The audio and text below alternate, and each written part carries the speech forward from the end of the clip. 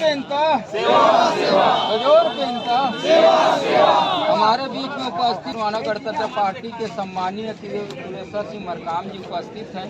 उनको मैं उद्बोधन के लिए अपने मुखार बिंदु से आज जन समुदाय को अपने संदेश देने की सजोर पेंता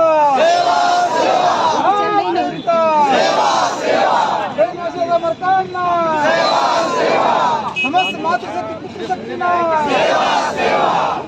सर्ववादी समाज के आह्वान पर पूरे प्रदेश में आर्थिक नाकेबंदी डायरेक्ट पूरा जानते हैं और सब वो हम लोग का क्लोजिंग आती है आज वो आज छत्तीसगढ़ की भूपेश सरकार मिली भगत से कोर्ट ने हमारी आरक्षण को असंवैधानिक करार दिया। साथियों, मैं आपको बताना चाहूंगा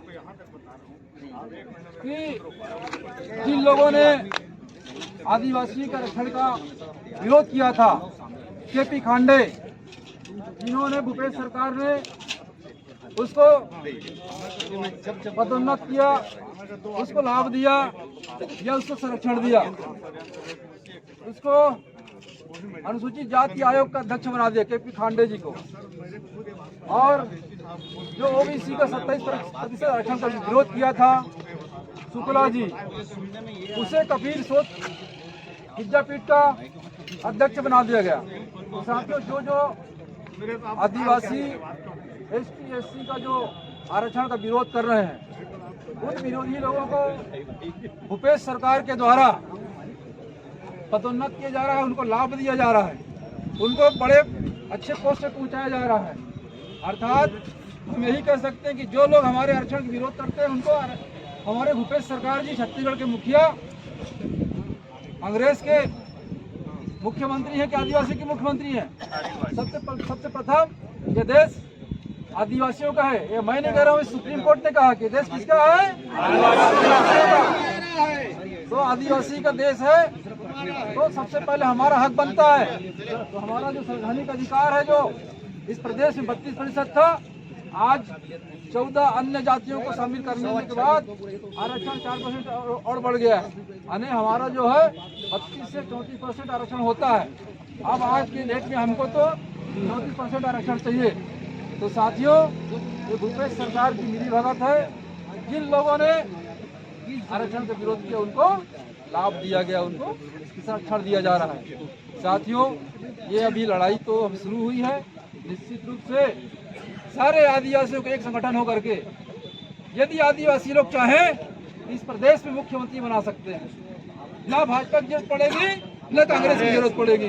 जिस दिन आपकी सरकार बनेगी, जिस तरीके से आदिवासी सरकार झारखंड में है, वहाँ के कौन है मुख्यमंत्री? हेमंत सोरेन जी। वहाँ आरक्षण कितना प्रतिशत हो गए जी? 77 ना, 77% आरक्षण हो गया। तो भूपेश सरकार चाहते तो जिस दिन हमारा आरक्षण खत्म होने के बाद, इतना दिन बाद हमको भटकना नहीं पड़ता। आज हमारे बच्चे सड़क पर आ गए हैं, जिनकी नौकरी मिल गई है। पीएससी की भर्ती रोक दी गई, तमाम तरीके से रोक दी गई।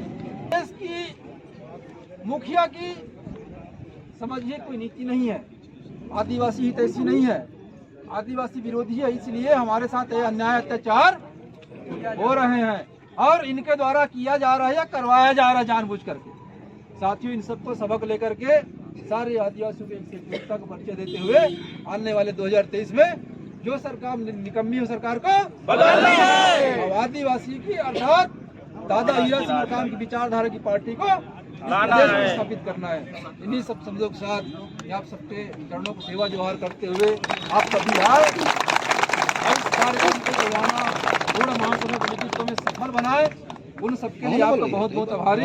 और आज भगवान बिरसा मुंडा की जन्म जयंती पर आज उपस्थित हुए उनके लिए भी आप सबके चरणों में सेवा जोहार। जय सेवा, जय बड़ा पे राज करें। संक्षिप्त में महासभा केंद्र जेवरा के सलाहकार सम्मानीय कुलदीप सिंह मरकाम जी अपने संक्षिप्त वाणी से हम लोगों को उद्बोधन कर संदेश देने की कृपा करें। बड़ा पेंता खड़ा पेंता हजूर पेंता दादा मरकामता।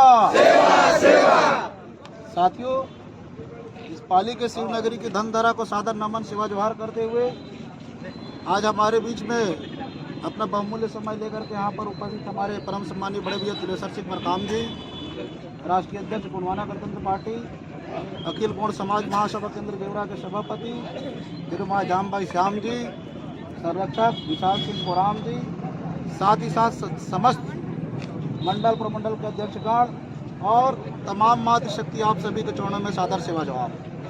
साथियों, आप लोगों के सामने खुला आईना की तरह है, कोई बताने की जरूरत नहीं है।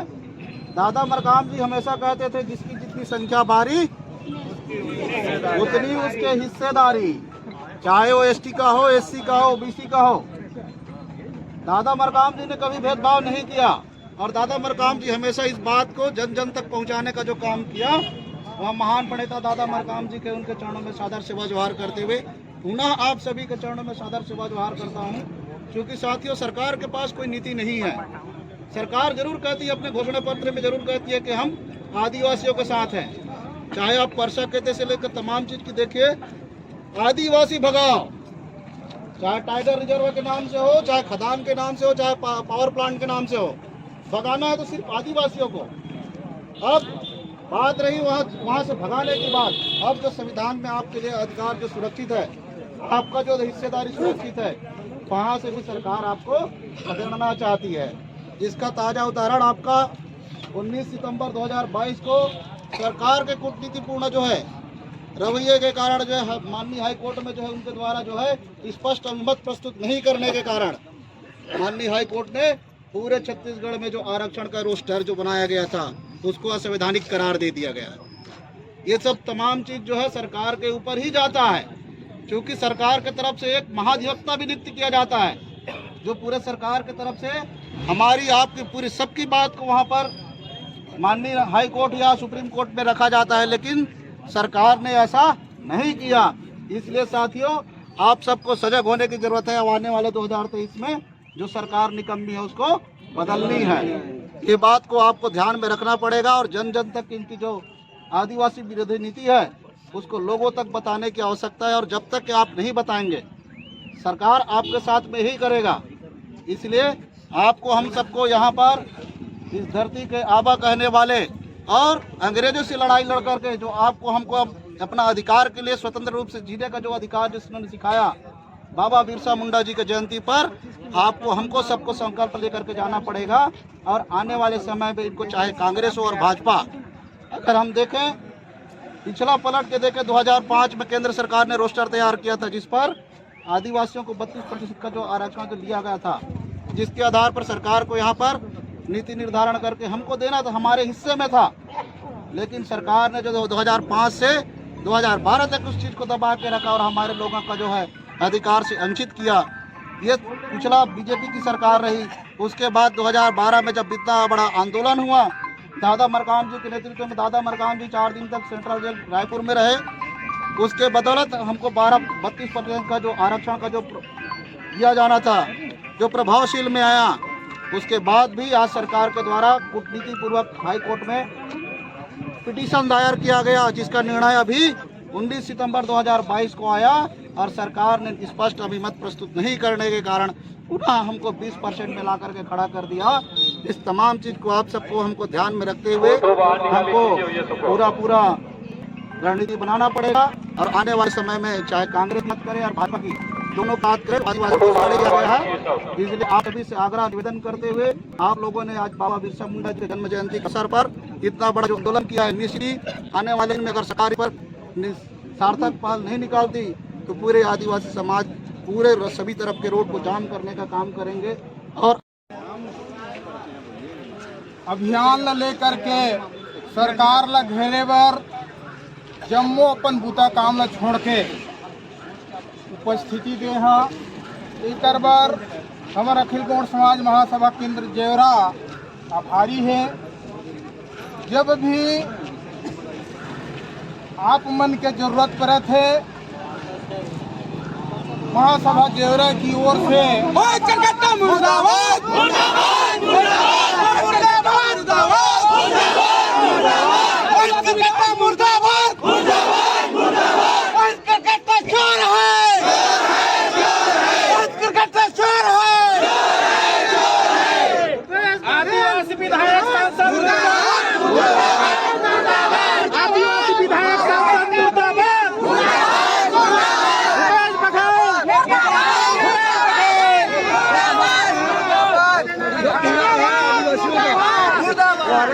हम समझ रहे हैं।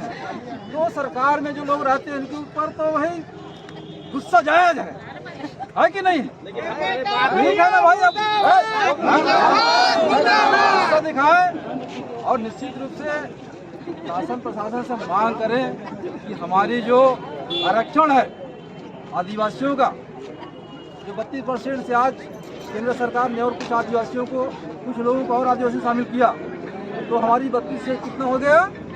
करीब 34। तो हमें 34% आज चाहिए। तो हमारे बीच में परम सम्माननीय मोहितराम कटकट्टा जी, पाली तानाघाट के विधायक, आज बड़वाना गौड़ महासभा केंद्र जेवरा के तत्वाधान में और सर्व आदिवासी समाज के आह्वान पर यहाँ चक्का जाम जो का आयोजन किया गया है। उनमें सादर उपस्थित हुई है। मैं चाहूँगा कि इस सभा को अपना कीमती समय निकालकर इस सभा में पहुँचे हैं, इस सभा में अपना विचार प्रस्तुत करने का कष्ट करेंगे। परम सम्माननीय मोहितराम कटकट्टा जी।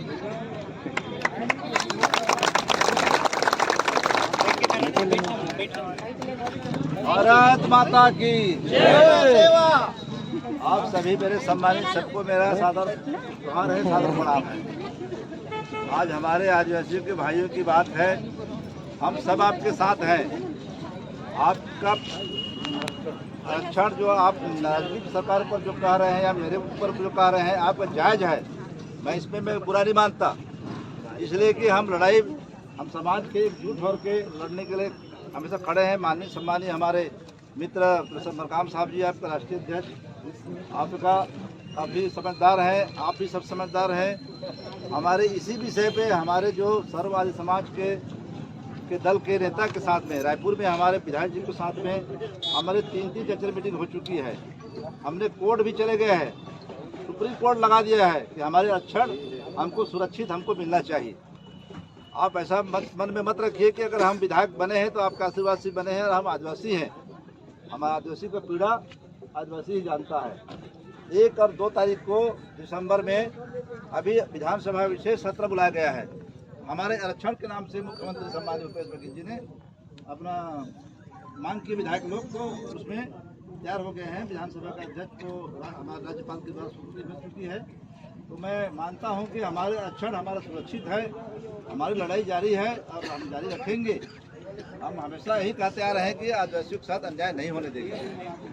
ये मेरा वचन है और वादा करता हूं, क्योंकि मैं आपका गाँव भर का भाई भतीजा बेटा हूं। मैं ऐसा नहीं कि विधायक बन गया हो तो आप सबको भूल जाऊं, कि समाज को भूल जाऊं, ऐसा नहीं है। हम आप सब एक हैं, आपकी लड़ाई जायज है, हम भी लड़ाई में आपका शामिल है। जय जोहार का नारा है, भारत देश हमारा है। जय जोहार का नारा है, भारत देश हमारा है। जो हमसे टकराएगा चूर हो जाएगा। हमारे बीच आज जेवरा महासभा की इस आंदोलन पर समर्थन देने के लिए पहुंचे आदरणीय हमारे तानाघाट क्षेत्र के सम्मानीय विधायक मोहितराम कटकट्टा जी, को बहुत हम धन्यवाद देते हैं। साथ ही जयप्रकाश मरावी जी को मैं आमंत्रित करके उनको दीदा अक्षस लगाकर स्वागत करने की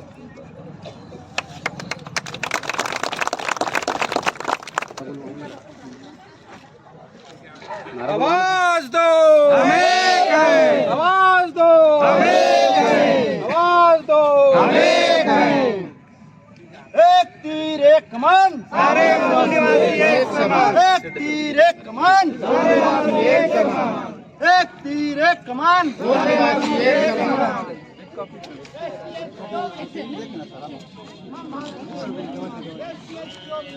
हम भारत के मूल निवासी, हम भारत के मूल निवासी। शेर जैसे रहना है, दादाजी का कहना है, शेर जैसे रहना है, तो करो जवानी में आग लगा